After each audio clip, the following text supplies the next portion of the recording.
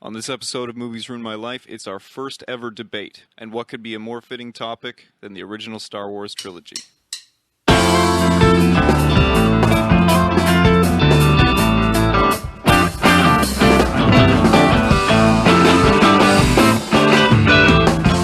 Alright, ready?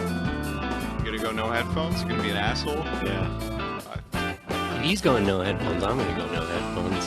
I can hear you. See, this is what I know, but if you start peeking, I'm just gonna turn your fucking mic all the way down. Sure. Alright. I should be fine right here.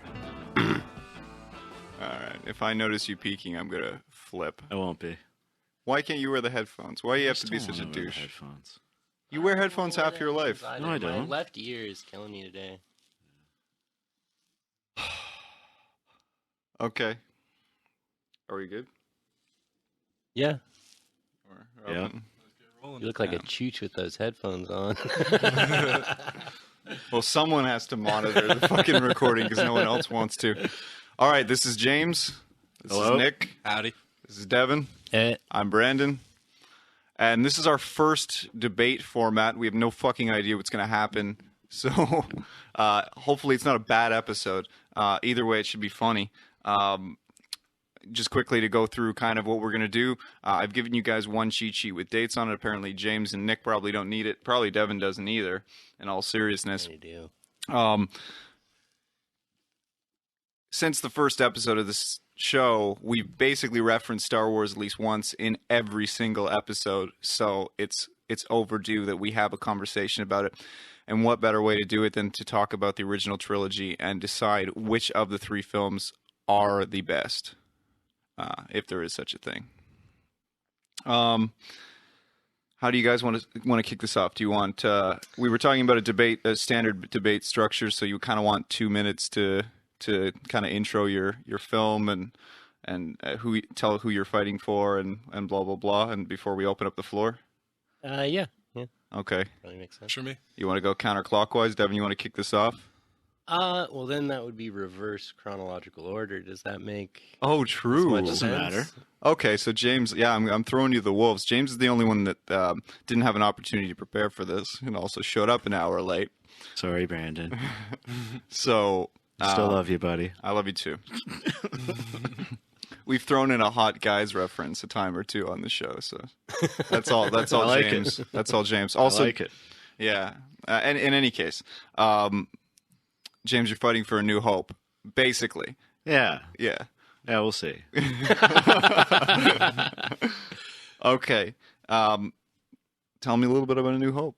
Well, as everybody knows, it's the first one. And, it's a good one. It introduces the whole thing. It's the root of it all, and it's a definitely good movie. opens up the universe. Yeah, it opens it up. It's like it's a good movie.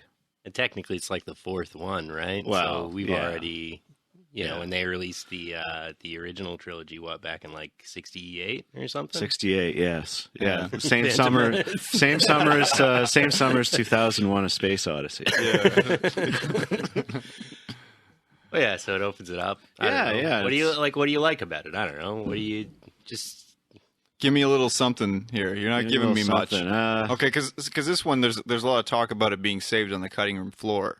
That was a very different movie in George Lucas's mind, and this is the only one that he is kind of the sole screenwriter on of the series. Okay. Yeah. Like, this one was pretty much his baby. Like, Yeah, this one is his baby. For a movie of this scale, really a shoestring budget, and like in this instance, like he had no idea that this was going to be the kind of success that it was. He literally for the fucking opening, he got on a plane with Steven Spielberg and went on vacation, and then came back and was like, "Oh, I guess I'm a millionaire," Well, it didn't happen overnight. No, well, but he held on to the toy rights, which we all know. Oh, yeah. And these kinds of things. So, and obviously that film is one of the ones that has a lot of those transcendental moments, the moments you hear in culture a lot. You hear why am I fighting your fucking argument for you here? I think you guys got to double team that movie. Yeah, I think it's we're a gonna- pile of shit compared to mine. All right, I'll jump in and I'll help you with A New Hope. Or just Star Wars. Like, let's be honest, it was just called Star Wars initially. Like, Yeah, didn't they change the title back in like '97? Yeah, I think they changed it for what, a VHS release? I don't know. Yeah, something like that. In any case, it's a great film. It opened up the the saga. 92% on Metacritic. We talk about Metacritic all the time, just how, a lot of the times the voting ends up being this kind of nullifier because of the fact that, you have the critics voting so heavily on one side or the other. That you end up with most movies sitting in that 55 to 65 range. And for a movie to be on Metacritic and be at 92%, it just shows how amazing it is. It's got the most Oscars, both nominations and wins out of any of the films. And it did so in the shortest runtime of all three films. It's the least bloated in that sense. It follows a traditional hero arc. There's a lot of great things about this film that people kind of overlook, and it's a different look entirely at a dystopian future because it's instead of this kind of dark, gritty, rainy world that you see in movies like Blade Runner or things like that come after, even a 2001 kind of thing, this very stark and futuristic world. You have with A New Hope, or with Star Wars, very much a bright and dismal in the sense of like the sand and like the snow is bullshit in the second one, obviously. And I'm just saying that their environments play such a role in in the movie, and I think that that Star Wars definitely opened it up with that. One thing about Star Wars too, you can even say it's like the traditional score. Like John Williams' score is amazing. Williams, it really set the tone of the films. It's more everybody was doing sci-fi and they're fiddling with sound, like make it spacey. Yeah. George Lucas was like, I want to make an opera out of this. Yeah. So he contracted a very traditional score, and of course, and it's legendary. And it has become legendary. Yeah, absolutely. All right, Nick, what's your deal? You're fighting for Empire, so let's hear it. Yes, and fortunately, you guys have the shit end of the stick on this one. Well, the only reason Empire is, in my opinion, the best one is because everything goes to hell. Like right off the bat, you got the Empire chasing the Rebels across the galaxy. Let's take it back to the first one. Rebels win. Everybody's on a high. They do their little ceremony. Oh, here's a medal. And then we find them like hiding. And for the whole film, it's like they get the shit end of the stick one way or another, being chased across the galaxy. You're introduced to new characters. And by the end of it, it's like you're left. Wait a minute. The good guys didn't win this one. The bad guys won this one. You're left out of the theater. Like, what the fuck just happened? Yeah. It pretty much changed the tone of everything. It's like, okay, it's not a heroes movie anymore. It's a bigger story altogether. Yeah. In my opinion, that's why. It's like, for the first time, especially as a kid, it's like, the good guys didn't win. The bad guys won. This is the highest rated on IMDb at 8.8, slightly higher than A New Hope. 95% score on Rotten Tomatoes. Again, also Metacritic, very high score for Metacritic at 79. I have some holes to pick in what you just said because apparently I'm fighting for alongside James here. But let's Devon, what's your deal? I've always thought this, and I've always been confused by the general consensus from most people seems to be that Empire Strikes Back is the best. And I always liked Return of the Jedi because just the most stuff happens. I hate not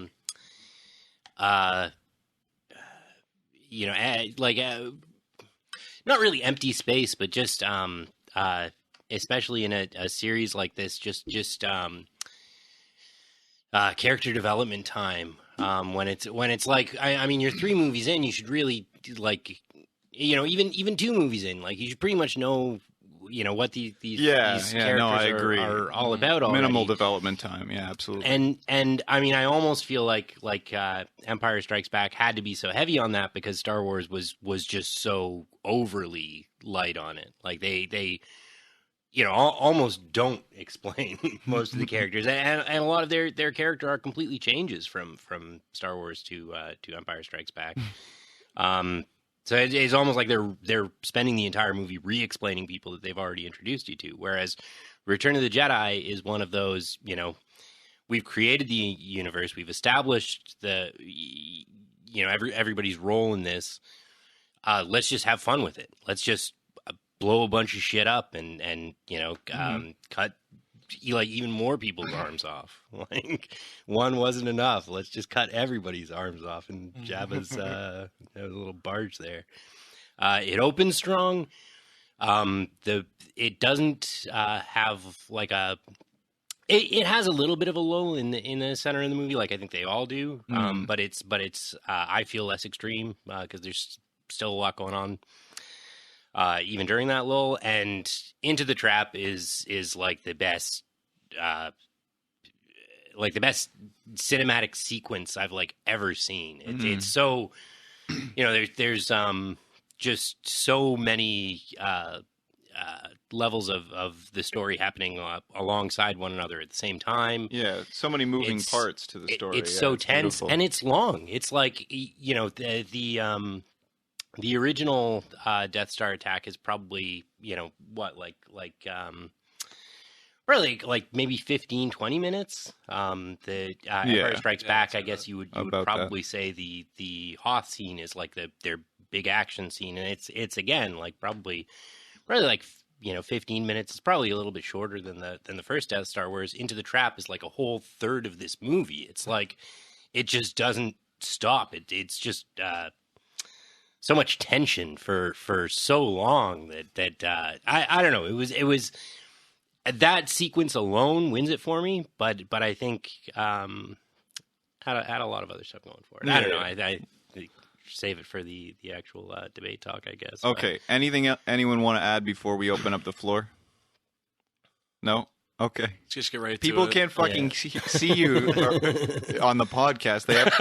Stop looking at the camera. Stop looking at Okay, so I got...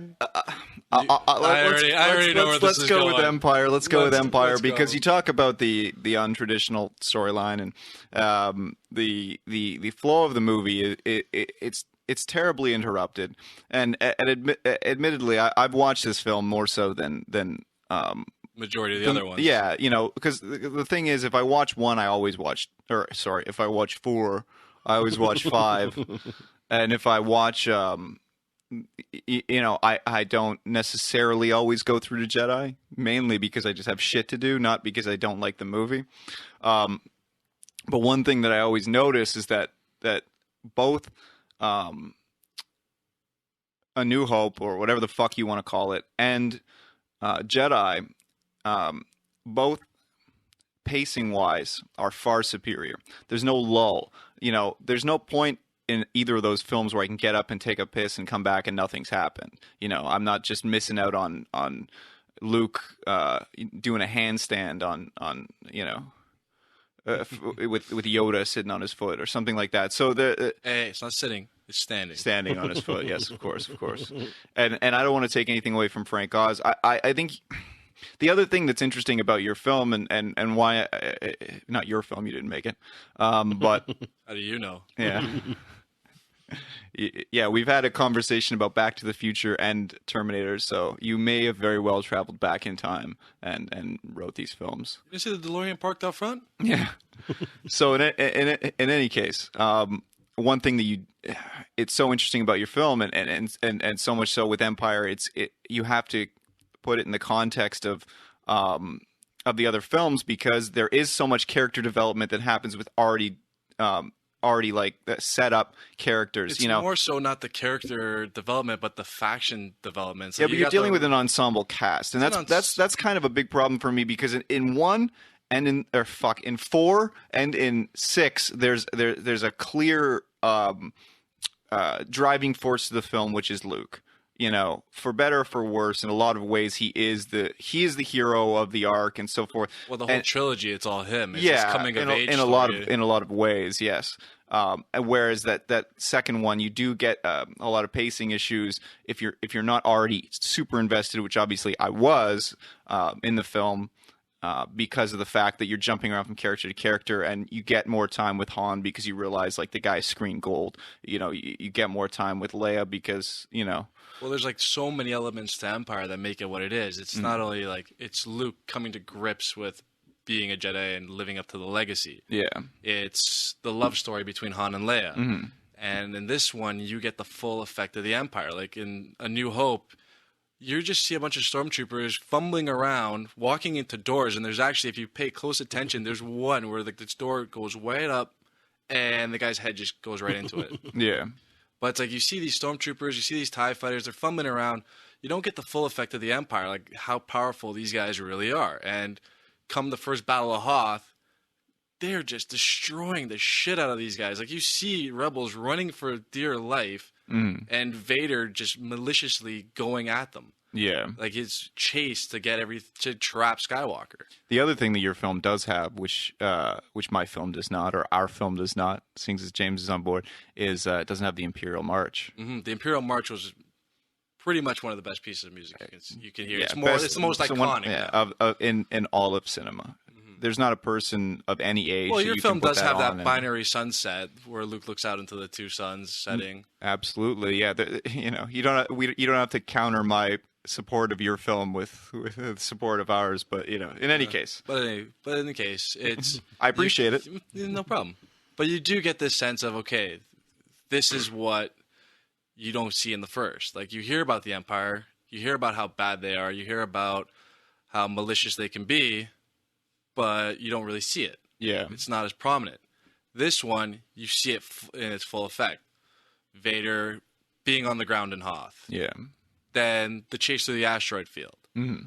Followed by Vader hiring a whole bunch of bounty hunters. Yes. And having them in a line. And it's like, okay, go find Han Solo, bring him to me. I just wonder, say for example, like, let's talk about the asteroid scene. The asteroid scene is great. Oh, cinematically, it's fantastic. It's phenomenal. But when I compare that in terms of like a center action piece, a smaller action piece in the two films, and you go back to A New Hope and you say, okay, the center kind of action piece, that quick moment of the Millennium Falcon getting away from the Empire versus the Millennium Falcon getting away from a fucking worm on an asteroid. Well, it's not just the worm on the asteroid. He's actually he's going all out. Like maybe it's just a Western fan in me that I just love a good shootout. But look at A New Hope. It's like, okay, I got a couple maneuvers. Yeah. And I'm quoting Family Guy here, but he's just listing straight to the left. Yeah. He's not like, that's your maneuver. No, you get to see what the Falcon can do in Empire. I got a couple maneuvers, cruise control. But he's just dipping and weaving through asteroids. And he's just pretty much screwing the Empire over. It's like, okay, get into the asteroid field. Yeah. Half those pilots don't even want to go in there. It's like, is this guy crazy? Get into the asteroid field. Yeah. Yeah. If I may, James, if I may, because you've said like three words the whole thing. Okay, because you're kind of on the fence here, maybe we should turn this around and because you were ill prepared to come in today. I know that. Sorry, Brandon. Yeah, you can play a bit of a role of an intermediary here, or so I'm the arbitrator. Yeah, you're the arbitrator. All right. I'm curious about because you have a big family like Devon. You have a brother and a sister, and you're the oldest, and whereas Devon is the youngest. So Devon always talks about, and in our Zero episode, he talked about having kind of this built-in filter where he had two people to lean on and say, is this movie good? Not shit. Okay, I'm putting it to the end of my watch list, kind of thing.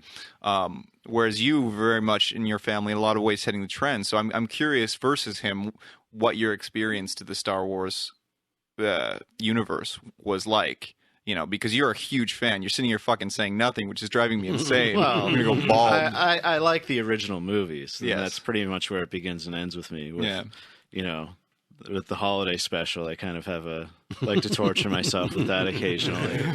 Because it's funny. There's a few good parts in it, but I like when the stormtrooper just falls off the like the banister or whatever that literally like the kid Wookiee was just fucking walking on, but he barely touches it and just falls to his death, and you just killed someone in the kids' Christmas special. Yeah. It's amazing.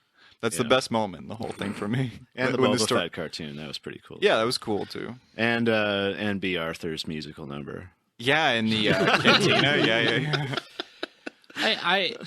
I think You didn't answer my question, but we'll get back to it. Yeah.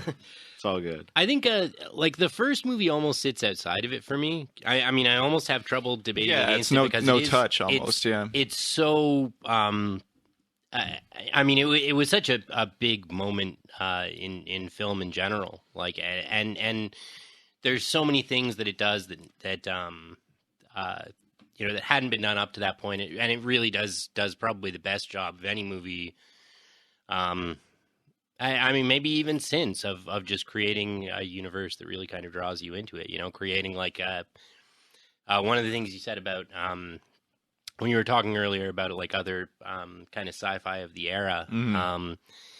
I think so many of them fail to create like just a compelling world, just something that seems alive, almost like what you were saying with the kind of like dark kind of sterile futures. They do almost seem like just the technology's it, whereas Star Wars kind of built this world where it's about people. There's just shitty water farmers living on a shitty planet in the life middle still of goes shitty on. sandy space, and it's like, yeah, we got all this technology, but people are still really driving this, and kind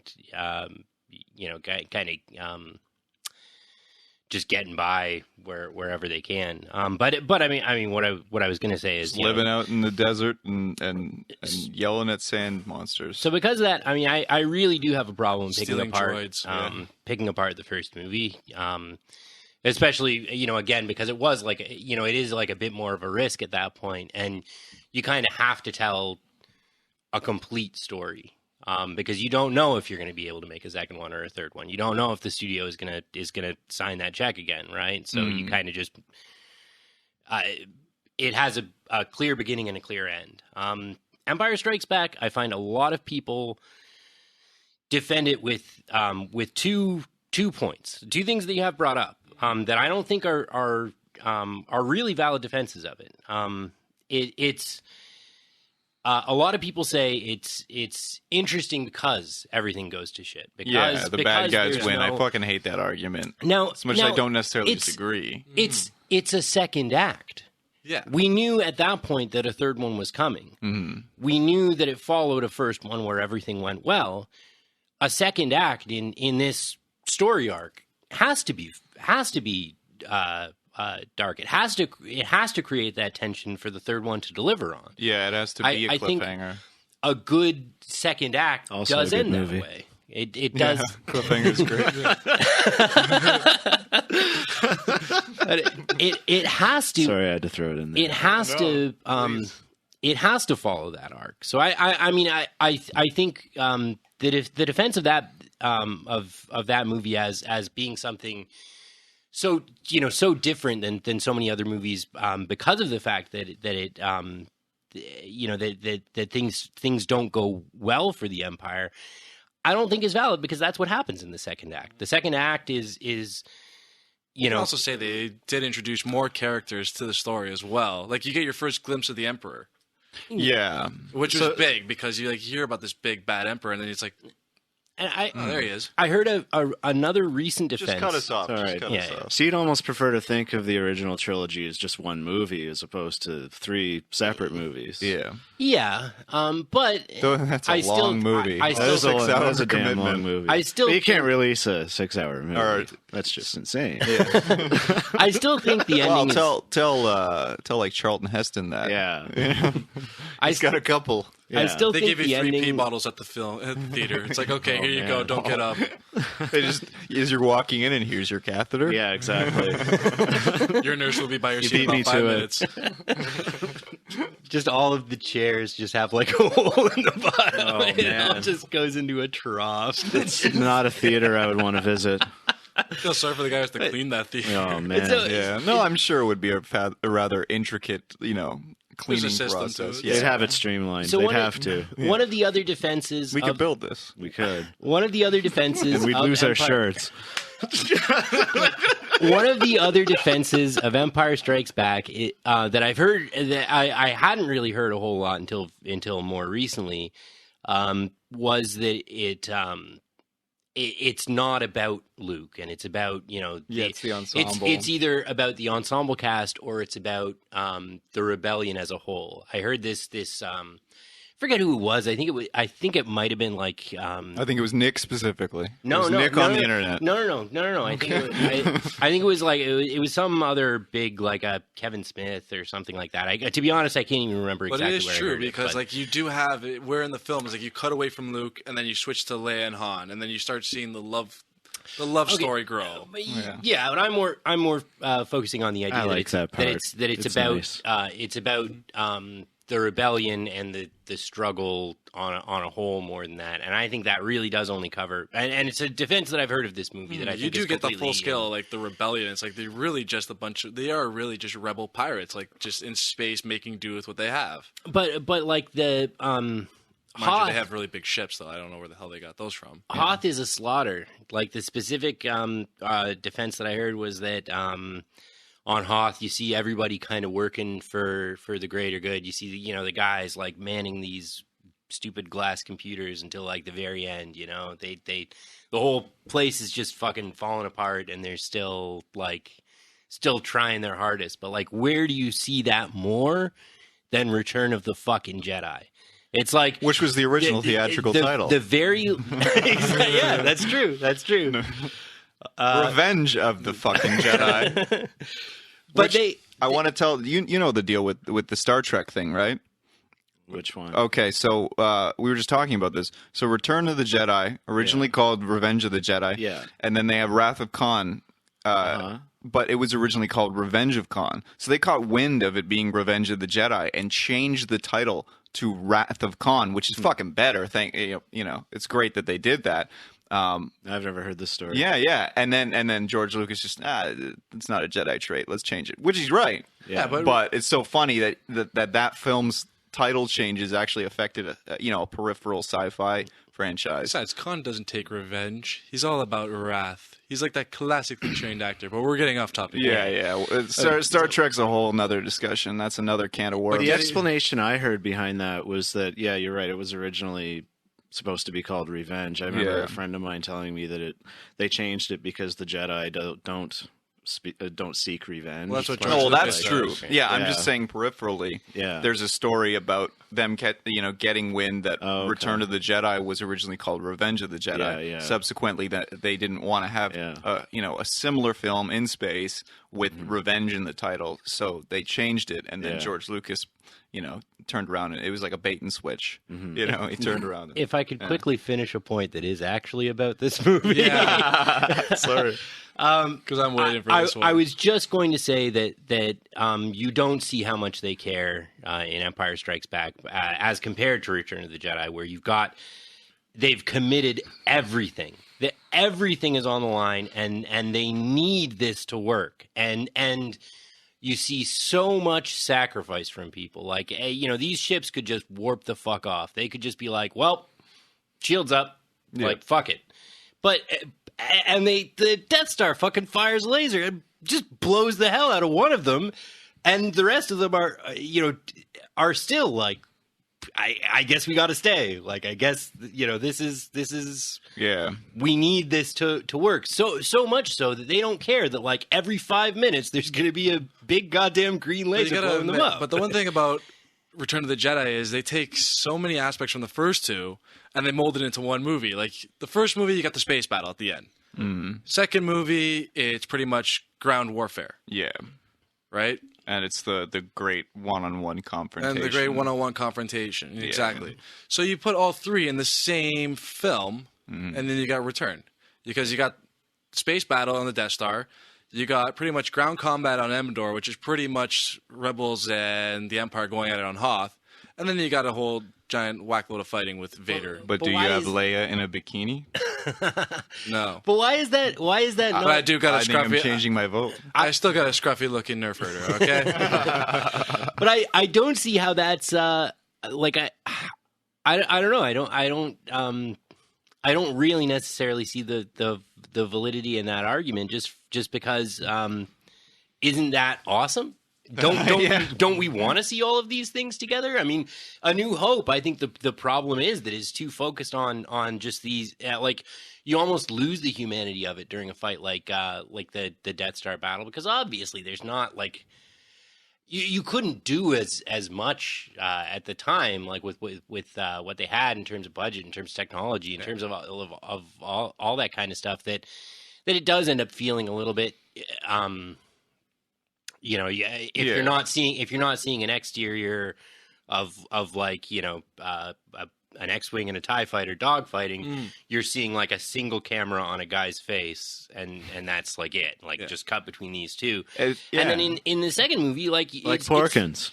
Why did they have to call him that? I was just gonna go with Porkins, like seriously.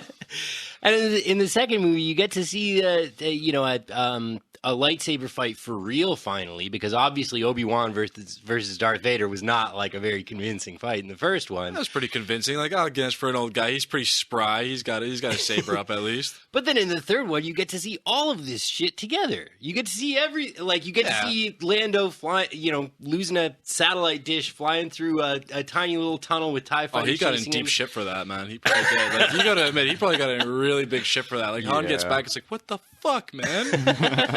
I said not one scratch. It's interesting too, something you brought up. The series is very successful in its escalation. We talked about with Terminator, where it kind of fell off the tracks because it lost the idea of not necessarily just making bigger set pieces, but the emotional investment that you need as you go into the sequels. So you need everything to be bigger and badder and so forth, which you see in modern day sequels. But what the original trilogy did so well in a lot of ways is that as much as they got bigger and crazier and the world expanded legitimately, the emotional investment required out of the audience also expanded. It kind of stayed grounded in a sense, which is so interesting, because initially in the first film, you very much are connected to kind of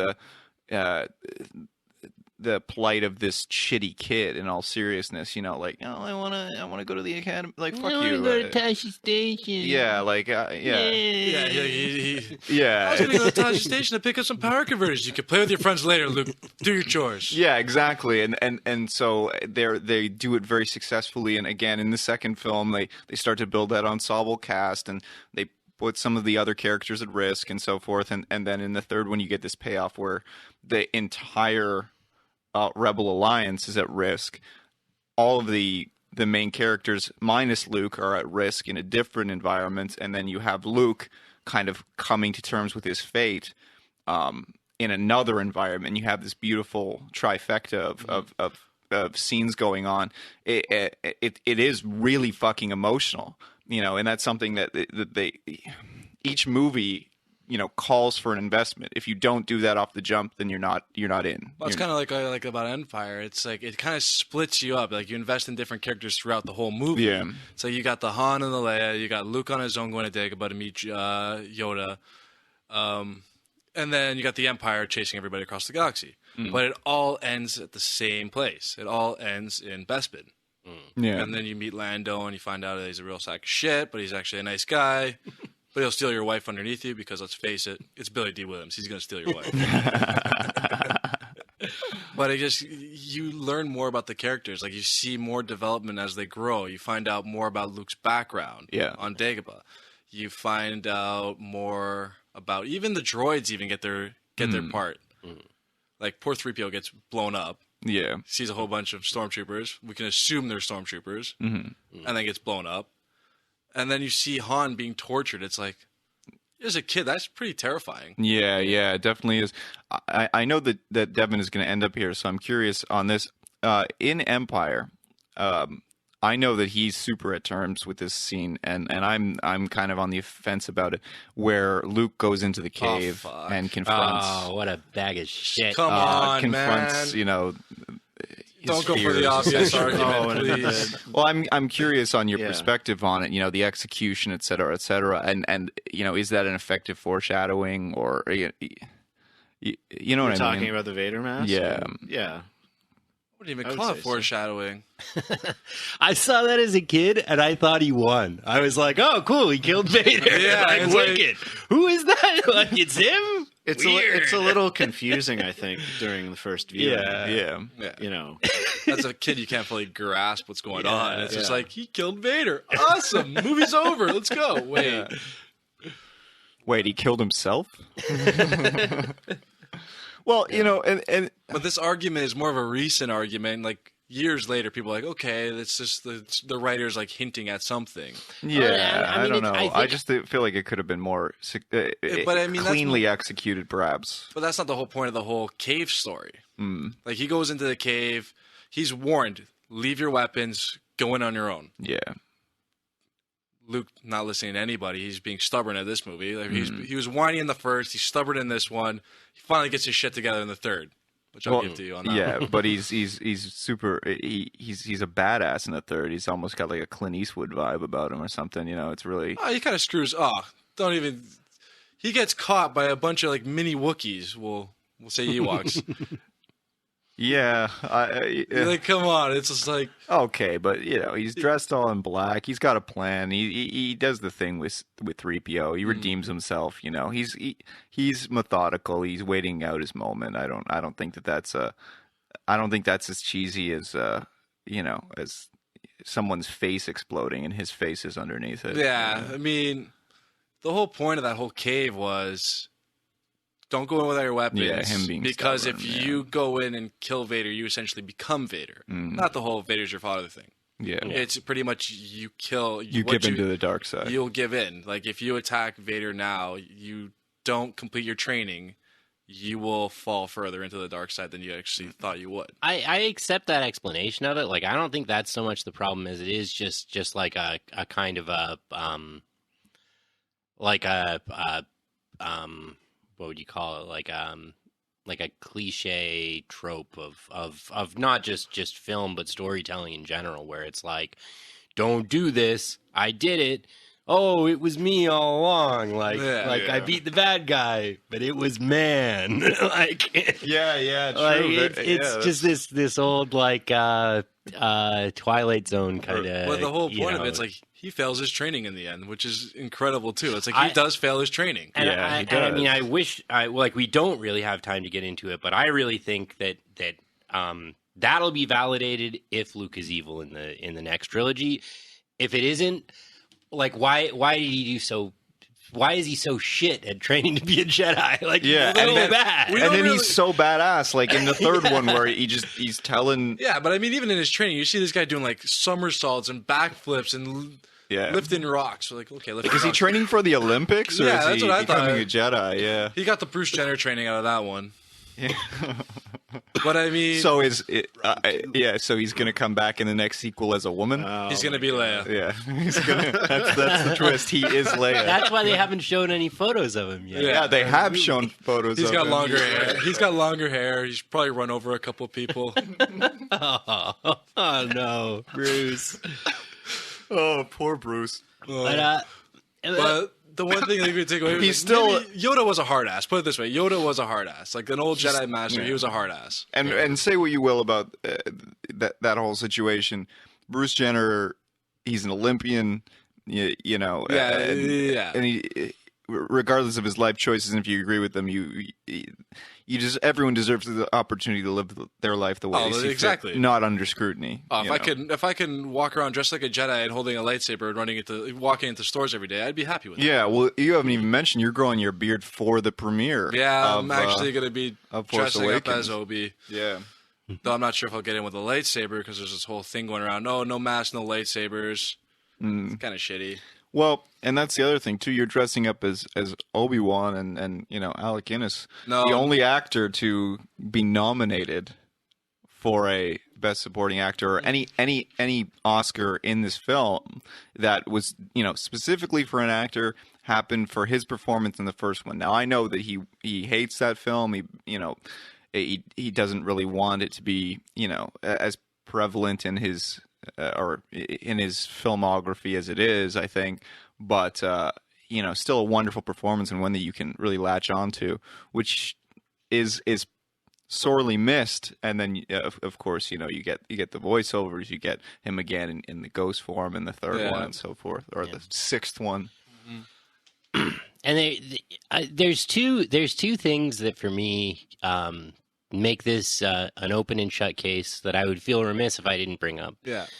So first, there are two kind of like not even looking at it in terms of specific plot points or anything like that, but there's two ways of looking at this movie or this series of movies that I think may like at least make it a little bit of a harder judgment to make than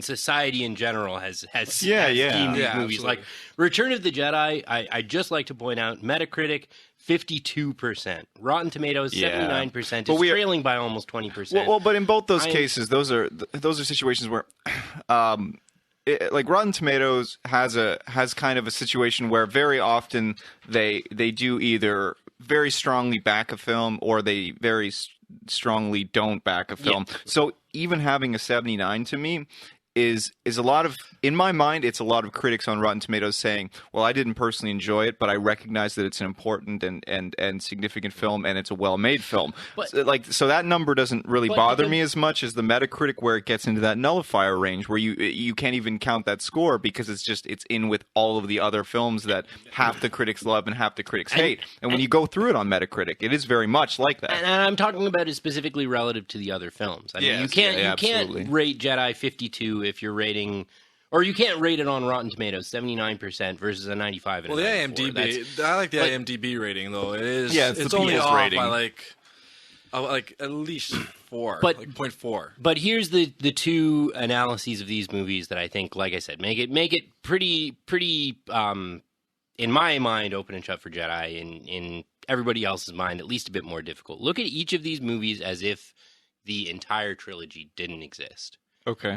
All right. Look, each of these is an individual movie that you're going to watch with no knowledge of the first. If you're watching a New Hope, so they're all individually set as their own story. I don't think I can enjoy The Empire Strikes Back. I don't think it works without everything that came before it and without everything that comes after it. I don't think. I think it ending on a dark note would be interesting, but it doesn't have enough to keep me. There's like the rising. The structure's very untraditional as well. Yeah. There's the rising action from Hoth and everything getting really tense there, and then it's just this like downward spiral. Yeah, it kind of bumps around. I mean, obviously you've got like the spooky, like, oh, who shot C-3PO in the thing and stuff like that. So that's one thing, okay? That's one thing. Yeah.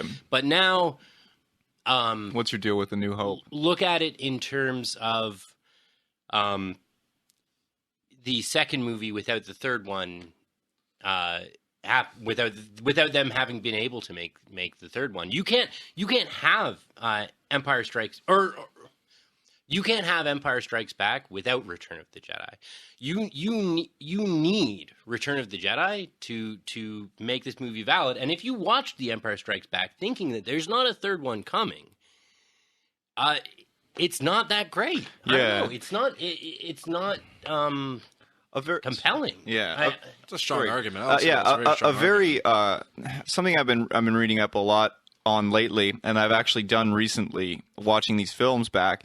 Is I've done it in what they're calling machete order, which is basically you watch essentially A New Hope, then Empire, and then you go back and you watch Attack of the Clones and Revenge of the Sith, and so you get both Luke's story and then Anakin's story, and then Jedi acts as the crescendo, the coming to terms for both pieces. And it's a very interesting rewatch order. It's not something that you'd want to watch the first time around, but it does definitely grant a level of support to your argument here.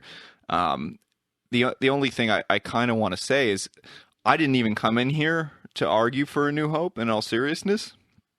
And if you ask me that question, which one stands the most alone, the answer is A New Hope. I'm sorry to tell you. Yeah, because it actually has an open and shut ending. Yeah, it follows the hero's journey and these kinds of things. It's the whole throne room scene at the end, done, kibosh, nothing. Yeah. So, but again, as much as I'm not. Let's look at it from a viewer perspective. Like, just watching as like somebody in the theater going into a movie. Which movie you're going to have more fun watching? It's probably going to be Empire, because just watching these guys whiz around an asteroid field, doing barrel rolls, watching TIE fighters fly into themselves, and pretty much all the fighting in between. Yeah. And it's more of an enjoyable story. But that raises an interesting question, too. And sorry, I keep getting distracted because I keep looking at this fucking copy of Rio Lobo behind you that I didn't know I had. I love Rio Lobo. So when you guys go, I'm watching Rio Lobo tonight. Watching John Wayne and his tiny feet. But in any case, back to the argument at hand, now that I pointed that out so you guys know why the hell I keep looking over there. For me, I just feel like with this series, it's one of these situations where all the statistics that we can bring up, all of the the runtime, whether it's bloated, whether it's concise, whether it's box office scores, any of that, a proper structure, whether it's not. The argument to me either has to be which is the most loved or which is the best film, and it's an interesting element to bring in, and maybe we're going to take a break in a second, but it'd be an interesting element to bring in the second part of this and see which is more important to you. The fact that you love Jedi and that you love Empire and you're so attached to them and it's built out the universe and made it so important to you in your life, is that more important, or the fact that this film is the best standalone, or this film has the best action pieces or whatever and it's the best execution, and I think as a society you have to come to terms with that argument as well, because do we want to rewatch the movies that are just the best when we reflect on them, like the best films? Not necessarily. There's people that have watched Home Alone 3 a ton of times and have only seen Home Alone 1 and 2 It's a cinematic masterpiece. Well, exactly. Yeah, you know what I mean? So it's like watching Jingle All the Way. That's an Academy Award for Sinbad right there. Yeah, they got cinematic robbed. triumph. They got robbed big of these time awards. Yeah. So in any case, I think, is this a good time to take a break, or do we Yeah. that sounds okay. good. Let's take a little break. We'll come back, and I'd like to get into that. What's more important, the love for the films and their longevity, or just literally this is clinically the best film, The film itself. Yeah.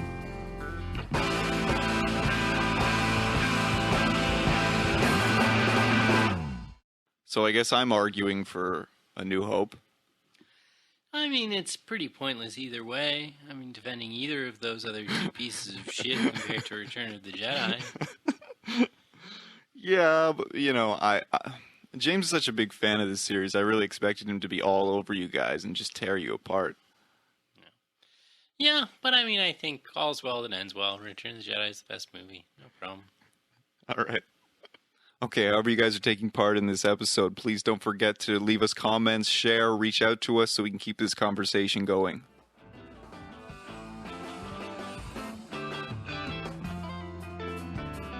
All right, so we're back, and this whole time East has been sitting on the fucking stairs listening to us. He broke into our house, so he's joining us on the panel. Hey, East. I also made a coffee. You also made a coffee. I helped myself first. Yeah. Of course. Okay, so yeah, let's get back into it. Where do we want to go here? Where do we want to go? We have to fucking share a microphone. This is going to be ridiculous. Keep me quiet anyway. We've had kind of like an open floor for a while here. I mean, do you guys want to want to just really go in depth with each film? Well, actually, you know what? There's one more open floor thing. We discussed it outside. We probably should get into. Yeah. It probably should be brought up, and I much to my dismay. But There were Ewoks in the third movie. Okay, let's air out the dirty laundry here. The teddy bear cannibal picnic. Yeah, And there was also 2 sequels of teddy bears. I TV series. I understand that it's And a comic book. I understand that it's a pretty strong argument against Jedi. It's for the kids, and that's never really a valid reason to do anything. And selling toys. Yeah. Well, I wouldn't really call it the strongest argument. If you really want to go against Jedi, you could pretty much say the whole dance party at the end. Yeah. They Bollywood the shit out of that film. Yeah. Well, you know how the movie was originally supposed to end with Luke burning Vader and then just leaving. Which like would he have was been just fantastic. depressed as hell about it. And yeah, I mean they made mistakes for sure. But my defense of the Ewoks, which granted I will agree is the absolute it's so dumb. It doesn't make a whole lot of sense, but it could be anything.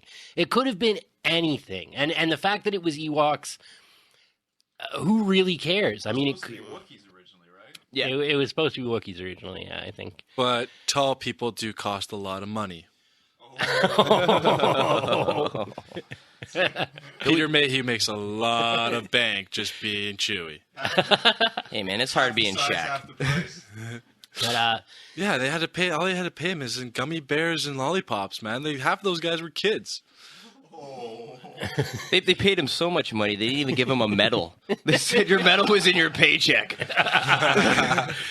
But they could have. Yeah, I mean, my defense of it is just that they could have done anything there. It wouldn't really have changed it too much. I mean, if you wanted to make it more serious, like it could have been like an exiled Jedi, or it could have been like a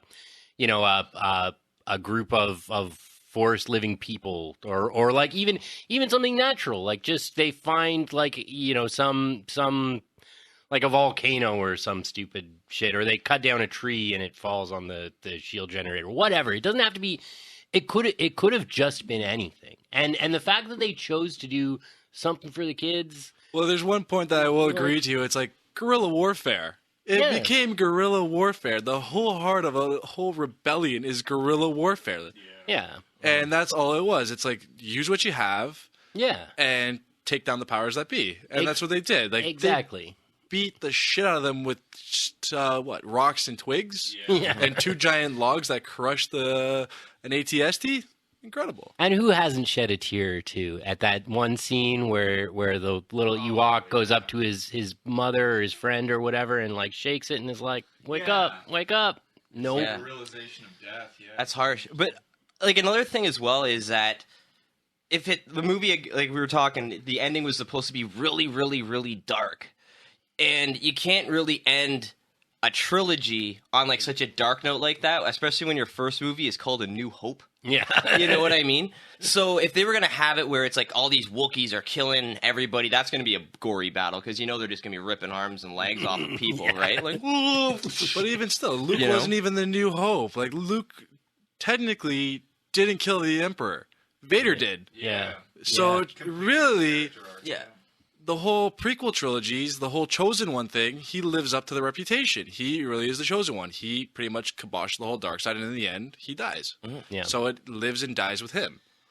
Yeah. Yeah. Yeah. Well, now, what we thought, now we got the new movie Yeah. coming But out. I mean, but to end that movie with a son burning his father, and then just being like, well, I'm going to go up to space. Yeah, you got to add like, how are we going to desensitize this a little bit to give it a bit of a happier ending? we So put with Billy some- D. Williams in it dancing Billy D. around. Williams dancing around with some teddy bears.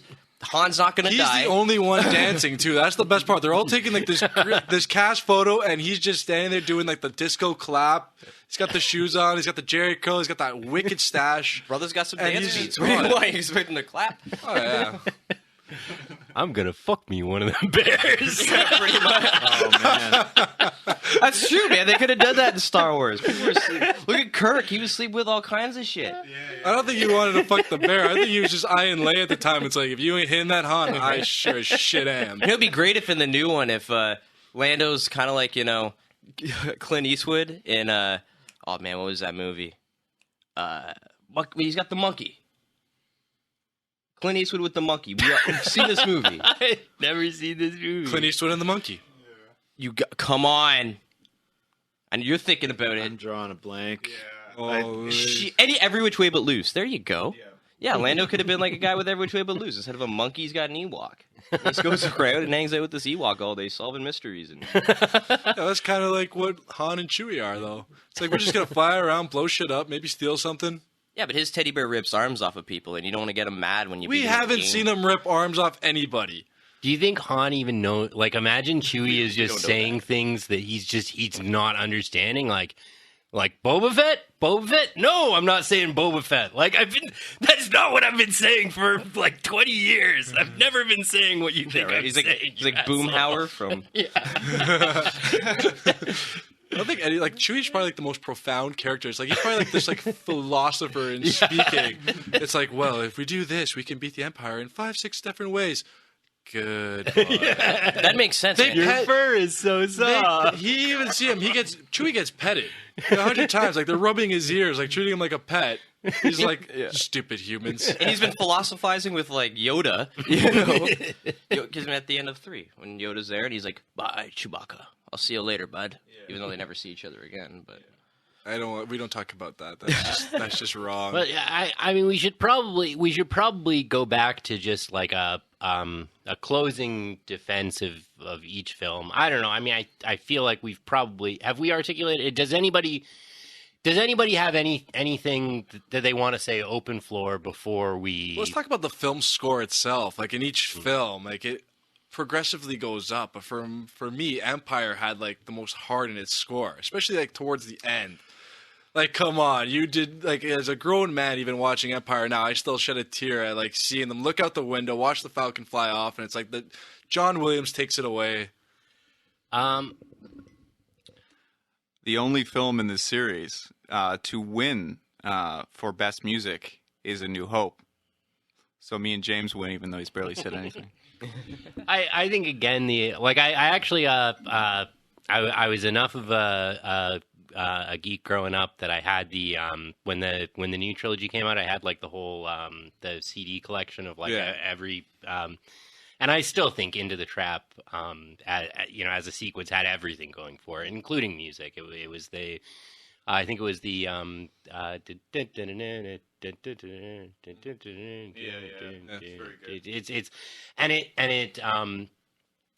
I mean, I guess they all kind of go along with the action. That Even the asteroid, like musically, the asteroid scene too, like the way he does it, it's just like almost like a car chase, but it's just space chasing.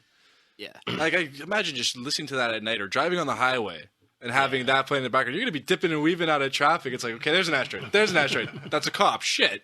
But I mean, like the score. My favorite is in A New Hope when Luke, when he first leaves his house and he realizes that there's more out there, and he's looking into like the two-sun sunset, you know, and like that music's playing. Like when I was a kid, I'd go up to my cottage, and like we'd go up on a Friday, and when like the sun was setting, I would always stand at the end of my dock, and in my head I'd always have that music playing. You know what I mean? They got the one. Yo, yeah, man. I feel you there. You can tell why that scene alone is like Oscar worthy of. Yeah. Oh, absolutely. Well, John Williams in general. And was nominated for Best Picture. The first one? Yeah, New Hope. Yeah, that makes sense. And they brought him back to do all the new ones, which is going to be his last movies. Yeah. John Williams, apparently. Yeah. After the new score that he's doing for this new trilogy, and that's it. Yeah. He might even be dead when the new one comes out and he scored it. Let's not say that. Yeah, come on, man. He's 87 years old. I know, but who's gonna be next? Danny Elfman? Yeah, this is the guy. Yeah. And yes, I'm quoting Family Guy here. It's like, oh great, John Williams is dead. Now we got Danny Elfman. It's true. The guy, in a lot of ways, shaped our childhood. And not just the Star Wars films in general. Jurassic Park. Hook. Indiana Jones. Yeah. Hook was a huge one. Hook. Yeah, that's a. Still can't draw tears listening to that score. Yeah, man. To die would be an awfully big adventure. To live would be a greater one. And yes, I did muff that line up a bit. Yeah, should we Yeah, let's do closing should we arguments. digress? Yeah. Yeah. Like Okay, a reverse order, I guess. Yeah, that Alright. makes sense. We started in forward order. We'll do reverse chronology. I mean, I think I've hit on everything that I wanted to say. I think if character development is your argument, the completion of Vader's character arc and Luke's really becoming more than just a whiny sissy motherfucker. Of Oh, a absolutely. kid. Leia really becoming or I guess finishing off as a kind of a really strong character. Like she chokes Jabba to death. Yeah, was she She just with a chain, And she's just in like a bikini tough as too. hell. Like I will give you credit. That was cool as hell. So character development, I think all of your major characters really are at their best during the scene. It's got the best action sequence in Into the Trap with so much going on at once. You've got the space battle, you've got the battle on the ground, and you've got Luke fighting the Emperor and Vader up on the Death Star. You've got strong in and strong out. With the Jabba's Palace scene where you really get to see everybody actually have a role in things, whereas before it was more like one person kind of takes them home. This one is more like, if they didn't have any one part of that escape, it wouldn't have worked. I mean, granted, Luke kind of he brings it together, but I mean, like even Han Solo takes out Boba Fett. The droids actually contribute instead of getting blown up and just opening doors. Everybody has a part in that, which I think might have been a little bit weaker in the earlier films, where again one person tends to take it home in the previous films, and I think seeing Vader as a more rich character than just a looming kind of a dark force. And for those people who say Vader just makes this complete 180 and is just a completely different character, he thought he could do it. He thought he could do it on his own. He thought he could change his son's mind. He thought he could just fight him and be like, look how powerful the dark side is. You want to be with me, right? And for that to have failed, all he wanted through the three films was to just be with his son. Yeah. And so for that original that he doesn't do a complete 180, just the original strategy that he thought would work didn't, and he realizes that in the third film. So I think all of these things together, and the score and the visual effects, which obviously they had more of an ability to do at this point, it's just the best movie, period, in my mind. There's not even an argument for me. So Nick? Well, in my mind, I'm still with the Empire on this one. The character development in Empire, especially the introduction to some new characters who have now with us for how many generations, like Yoda, we got Lando, even the Emperor himself, like getting that first glimpse of him. Yeah. Even if it was just for like a quick second, you get a quick glimpse of them. But also the vulnerability of the characters in Empire was something really you want to see. Like they lose a lot of hope in Empire.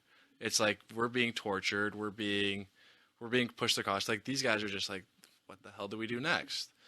The whole fight between Luke and Vader on Bespin was another huge thing. It's like you see Luke's progression, but he's still handicapped in a way. He still has that stubbornness, that hard-headedness. He goes from whiny to stubborn. It's almost like that. It's like I said, it's a coming-of-age story. Yeah. And it's like he thinks he can take the world on. He thinks he can beat the ultimate evil, and he gets his ass handed to him. In a sense, the whole scope of the film for me is the story, how you don't really see the good guys win, and that's like the major argument. But it's also the introduction of new characters, like seeing Lando and having him he's got this plan, he's gonna keep it, and the Empire completely screws him. And like Vader he gives him like the worst screw job on the planet. It's like, you don't get the city, and you get to keep the city, and you get to keep Leia. Okay, we're taking Leia, you get to keep the city. You don't get anything. We just completely shafted you of everything. Bye-bye. But for me, it's just the whole scope and range of it. From start to finish, you're on the edge of your seat. You start with a battle, you end with a loss, and at the end of it, you have Luke hanging there, calling out to his master, like, help me. Like, he's completely vulnerable, he's completely defeated, calling out in pain. He lost his hand, by the way. Oh, absolutely. He did lose his hand. That poor bastard. Can never jerk off the same way again.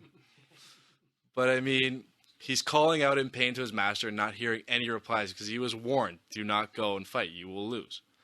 And then finally reaches out and gets Leia and then gets brought in. And then at the end of it, they're all sitting there at this uncertain, it is the most uncertain point in their time. It's just like, where do we go from here? We lost one of our own. We have the fleet. We're on the run. We don't have a base anymore. What do we do now? And that's like, to me, that's like one of the best things I could ever see. It's like that uncertain future. Like, you don't know if there's going to be another one. You don't know if there's anything. Like, they could just end it there. But it's that uncertainty of what's next, which is really something I enjoyed in the story. James, you want to hop in on this? You start us off there, Brandon. Okay. So we're going to go at this tandem? Yeah, I'll just jump in. Okay. So this is a hard one for me because I didn't want to take a position on this. To be completely honest, I wanted to stay out of this fight because I love these films so much. I know you just rewatched them all recently, right? Yes. Within the last couple of weeks. Yeah. Which makes time number 490. Just the original trilogy, not the prequels. Yeah. In terms of, I want to look at it from the significance that Star Wars has or had on the landscape of film. It changed everything. From the moment it came out to today, a lot of those things have become transcendental in our lives. There's so much classic storytelling, and some of those things, yes, are borrowed. But the reality of things is, it brought a lot of greatness into our world as it exists now. It's the jump off point for a franchise that's now lasted the better part of a century. It's music that's shaped 4 generations of people. Its film has shaped 4 generations of people. And, in terms of just pure numbers, in North America, this is the 6th, adjusted for inflation, the 6th highest grossing film ever at the box office. Worldwide, number 46. Only thing even close is number 40 for Jedi in North America, and number 107 for Empire worldwide. There's so many things to love about the first film.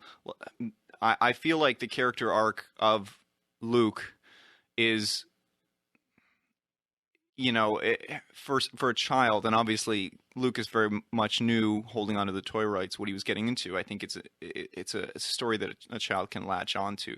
Seeing the growth of someone that you can relate to on that level is, it's shaping. Seeing someone like Obi-Wan, there's so many classic moments, like we talked about the barge and the buying the droids and the relationship between 3PO. That opening sequence is phenomenal.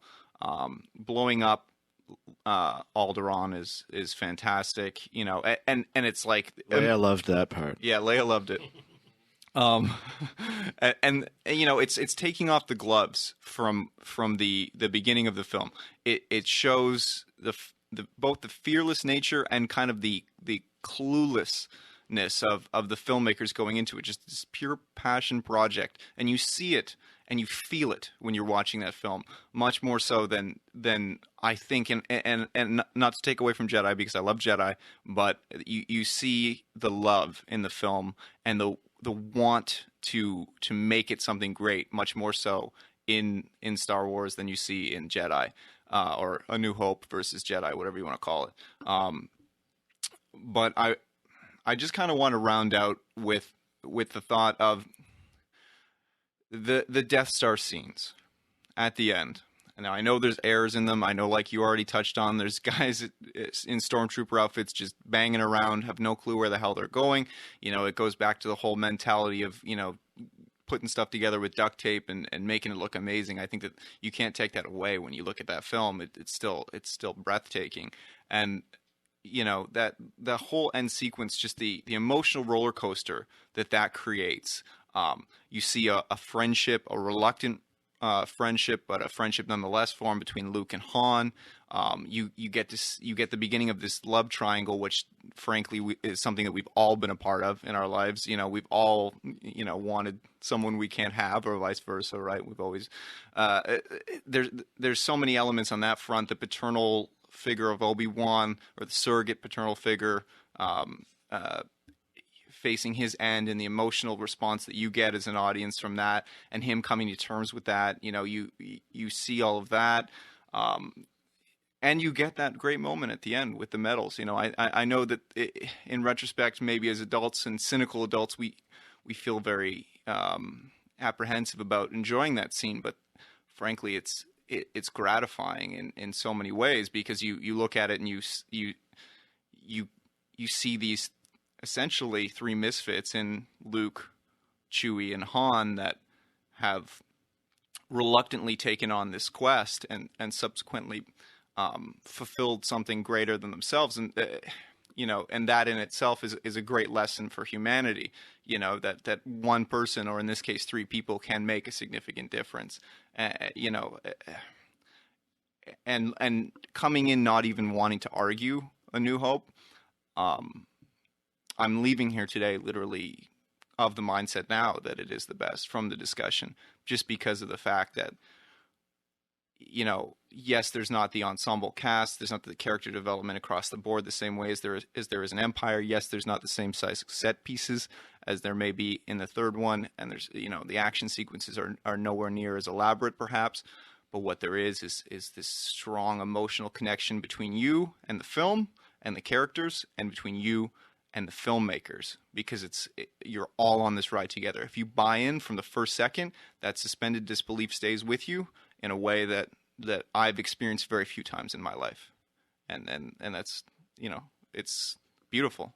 It really is. Not to mention, A New Hope also had the highest kill count out of all of them. Yes, with the planet being destroyed and the Death Star blowing up. Mm. Fuck you! You can't. Oh, count you can that. count those. Dude, a planet blew up. That's a whole fucking planet. and the Death Star. So imagine that counts as one. Okay, and then that counts as one. And then the Death Star blew up. That's a huge ass base. Fine, don't call it a planet, but that's a huge ass base, and it was complete. I don't think the Empire would be that pissed that the Death Star blew up. It's like, we'll just build another one. We got the money, but the guys who built that fucking thing are like, you kidding me? You know how long that fucking took us to build? Yeah, and this is another thing though, is like when they even tried to rebuild it in Empire, the Empire himself had to be like, how am I going to dupe the rebels? I have to give them the plans myself to send in a mission, only so then can I possibly take them down. You know what I mean? Even then, it wasn't even fully built yet. That was a fully operational death machine, and they blew it up. There were sections in Return that weren't even completed yet when they blew that fucker up. That's a huge death count, man. Yeah, you're gonna get right in that thing. Pretty much 1 and 3 have higher death counts than 2, and 2 is still considered like the darker movie. Yeah. Yeah, we did see a teddy bear die though in Return of the Jedi. Okay, so everyone's had a final thought. Hamas, what do you have for me, James? I just like them all. They're all good. That'll do it. Well, you know, okay, so you haven't said a whole hell of a lot for this whole thing, but who do you think convinced you the most out of the 3 of us? Because you haven't really stated a specific. I'd say Brandon. Oh, fuck you. Yeah. That's bullshit. Yeah. You asshole. But yeah, honestly, I like the first one the most. Yeah. It's good. What do you like about the first one, you fucking tool? Like I said before, it just establishes the whole franchise, and yeah, I don't know. Everything you said, basically. I don't know. It's just a good damn movie, okay? Leave me alone.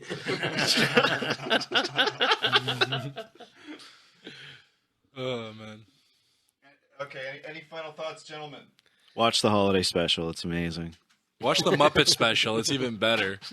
Luke Skywalker meets Mark Hamill in an all-out war. It's interesting. Mark Hamill wears a tux.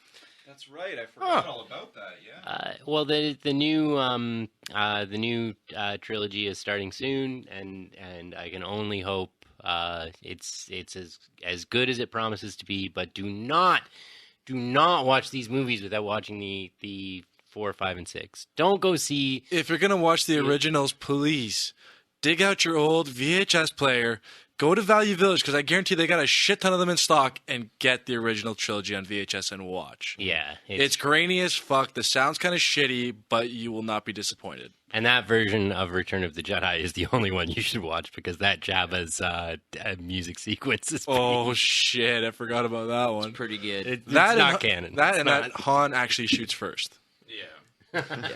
And Hayden's not at the end of the original. Yeah, Which is just wonderful. That's just so weird. I don't understand why they would even think ever that would be a good idea, because Luke would not recognize his father in that form. I know, right? At all. Like, it's... Well, to play devil's advocate, Luke isn't really. He only really saw his dad's face once. Yeah, but bloodied he's still as going to shit. recognize that better than, like a Yeah, I know, but it's like- 22-year-old. Yeah, that's true. Like, what was he trying to say with that? Like, that was the Anakin that died. That's the one that everyone will remember and love. No, I hate Hayden. He's a bad actor, and he's a whiny little bitch. You know, I he's don't know. gonna- I thought he was good in Shattered Glass. Oh fuck! Do you like him in Higher Ground too? Like, what's up? Fuck you. All right. Can I do this end read and we can get out of here? All right. Remember, this is just the beginning of the conversation. We want to continue it on with you, so please go to our website, yell at us, tell us what you think, send us a message on Twitter. I'm at @NotBrandonFleet. Devon. Matt, your homeboy at YR_homeboy. Seeing as East hopped on this, where are you? I'm at Ant East. Just Google that. No, you don't have a Twitter, Nick, but you have an I do not. Instagram, right? I do have an Instagram. It's nromita1124 at Instagram. Any underscores, dashes, dots, anything? Nothing in between. So Nromita, ROMITA. ITA 1124. Cool. You'll see an Obi-Wan Kenobi picture on there. It's very tantalizing.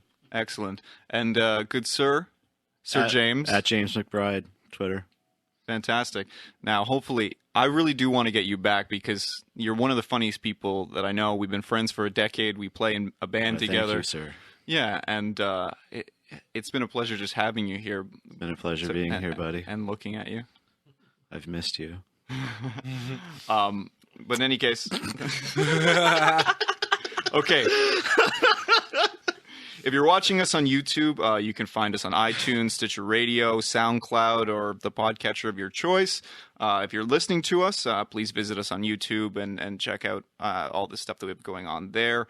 For this episode, by the way, for Twitter, we're using, obviously, you can always hashtag MRML, MRML, or we're using the hashtag MRML Wars, MRML Wars.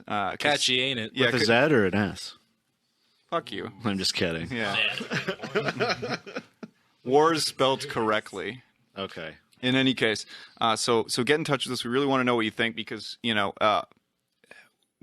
we barely scratched the surface. I don't think you can really do justice to the series. We need a day and a half to get into anything. Day and a half. This is going to be like a week-long discussion. Yeah. So feel free, please reach out to all of us. Get in touch with us. Tell us what you think of the new movie, too. We are going to come back here in December. Actually, I think we're going to do a kind of a live chat with like over Skype or something like that, or Google Hangouts or whatever we're going to do, and hopefully have a chat element so you guys can give us shit on our opinions as well. I'll tell you how I cried in the theater after watching it. It's probably going to happen. I'm not going to lie. Yeah.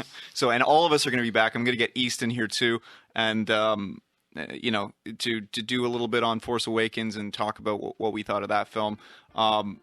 Please, if we got anything wrong, tell us. If we're stupid, tell us. We want to talk to you. We want to, we want to talk about these films because they've been a part of our lives for the past 29, 30 plus years, right?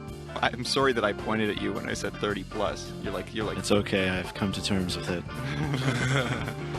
Okay. I think that pretty much wraps it up. So thanks for hanging out with us.